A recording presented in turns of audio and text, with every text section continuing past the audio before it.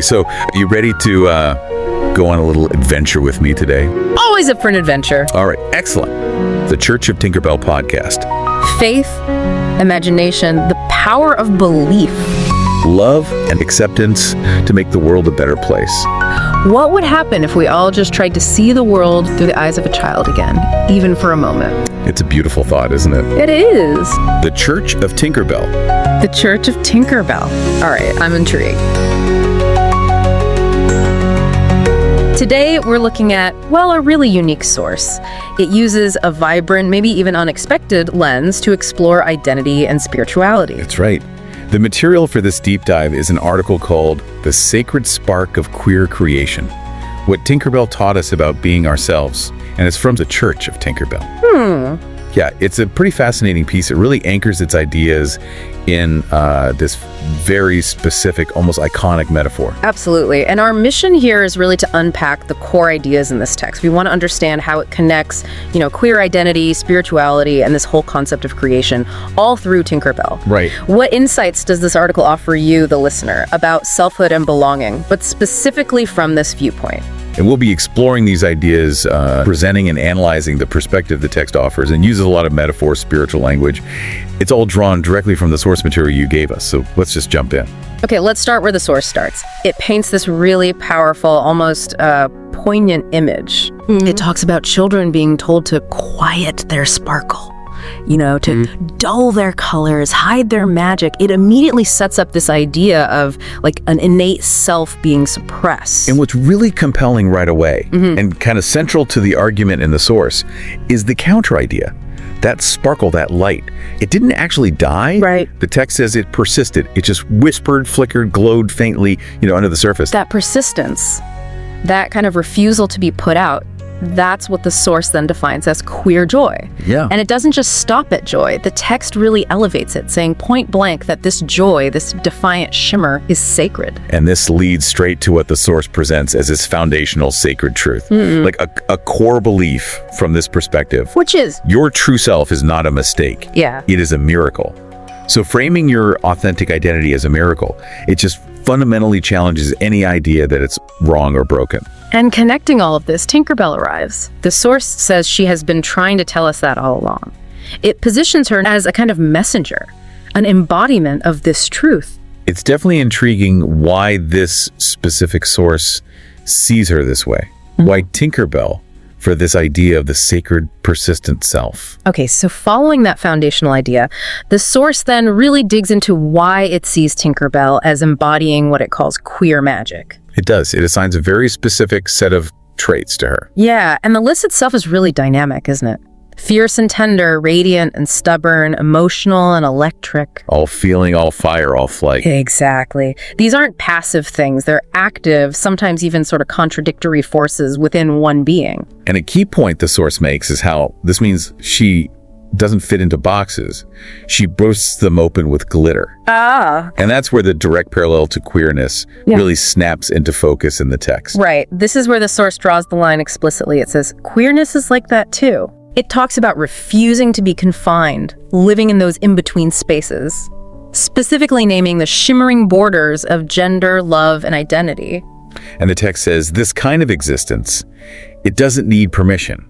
No, It simply is. And then these words, beautiful, baffling, undeniable. That word baffling is interesting there. It is. It kind of acknowledges that maybe this is confusing to some people, but it still affirms its truth. Yeah. The source also brings up Tinkerbell's nonverbal communication. Like, she doesn't speak in words, but somehow people who really listen get her. Okay. And the text connects this to what it calls an enchanted paradox. It sees in queer folks, often unseen, maybe unheard by the wider world, Right. yet deeply understood, deeply recognized by those who genuinely see them. So understanding goes beyond just words or being obvious.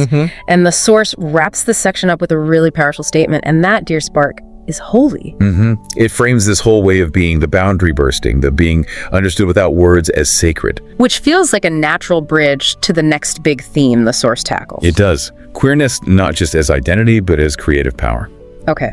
And the source sets up a conflict here pretty clearly. It paints this picture of the external world saying to queer people, you're not supposed to be here. Right. But the response described in the text It isn't giving up. It's not despair. Yeah. It's a declaration from queerness itself saying, then we'll make a new world. Wow. And this is framed not just as, coping or surviving. It's framed as creation, a radical sacred act. The source elevates just being yourself into something world-making. So how does the source say this creation actually happens? It gives us specific examples, right, of this radical sacred act through authentic selfhood. Yes, it lists things that might seem everyday but are presented as profound acts. Things like claiming your truth, dressing in colors maybe others are afraid of. Okay. Kissing who you love openly. Yeah. Choosing your own name, saying this is my body and it is mine. And the source argues these aren't just small personal things. They're described as weaving a new universe, one thread of wonder at a time. Yeah, it's the buildup, the cumulative effect of all these individual acts of saying yes to yourself. Yeah. That's what builds something new, according to this text. But the source is also realistic about it. It acknowledges this creation isn't always, easy. Definitely not. It says sometimes it means unmaking what hurts us. Yeah. And mourning the myths we were given so we can write truer ones. It really gets that there's often this deconstruction work needed first. Right, before the new thing can really take root. And it finishes this part with these incredibly powerful metaphors for the authentic self that comes out of this. Yeah, what were they? It calls the authentic self a spell of healing, a defiant hymn, a living prayer to possibility. I mean, these aren't just descriptions. They give the self real active power in this worldview. Which leads right into the next thing the source tackles. Yeah. That common feeling of being labeled too much. Yeah. The text lists the specific criticisms it says the world uses to, quote, shame the sacred. Yes, it lists them out clearly. Too loud, too soft, too expressive, too confusing, too emotional, too bold. Basically all the ways people try to diminish or suppress that sacred spark we started with. But then the source brings in Pride Month. And not just as like a historical commemoration. No, it presents it as a powerful reminder against those labels. According to this text, pride is there to remind us. We were never too much. Okay. We were too free for a world afraid of its own reflection. It completely flips the script. The problem isn't being too much, it's the world's fear of freedom.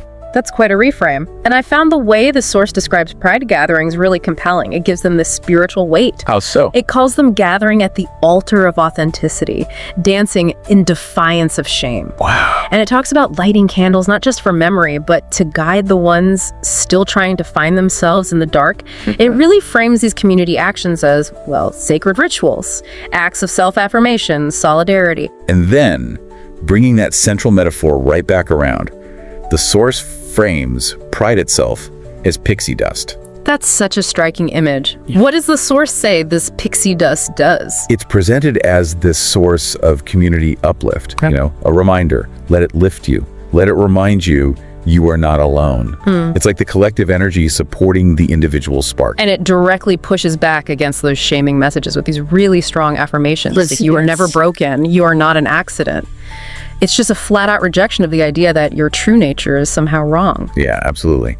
And then the source offers this beautiful, almost poetic description of what you are made of. It goes beyond simple labels. What does it say? It says you're made of starlight, laughter, thunder, softness, and stubborn grace. It paints this picture of the self as complex, powerful, elemental even. So with all that complexity, all that power, the final call to action from the source about tying back to Tinkerbell, it's incredibly clear. Remember what Tinkerbell would do. She'd sparkle harder, and then the directive, and so should you. It's pretty direct. Yeah. Just embrace that inner light, that sacred spark, and amplify it. No apologies. Yeah. And the piece ends with a series of blessings that feel like a really powerful summary of its whole message, its whole spirit. They do tie it all together. Can you read them? Yeah. Blessed be the flame that never went out. Blessed be the self that finally said yes. Blessed be the queer, the bright, the brave, the unbecoming in becoming. Blessed be you.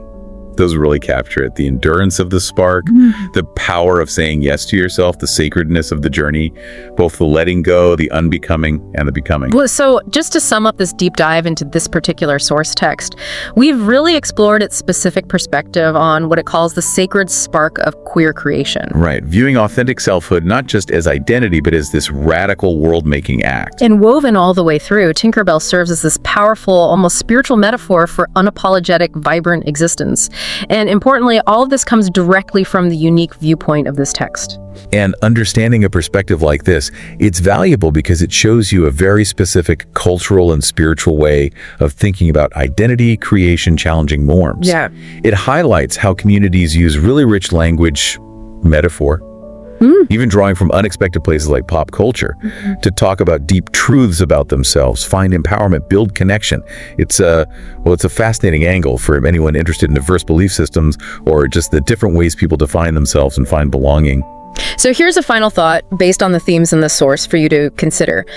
If, as this text suggests, denying your true self quiets a sacred spark, what really is the nature of that magic, that sparkle that gets unleashed when authenticity is finally fully defiantly embraced?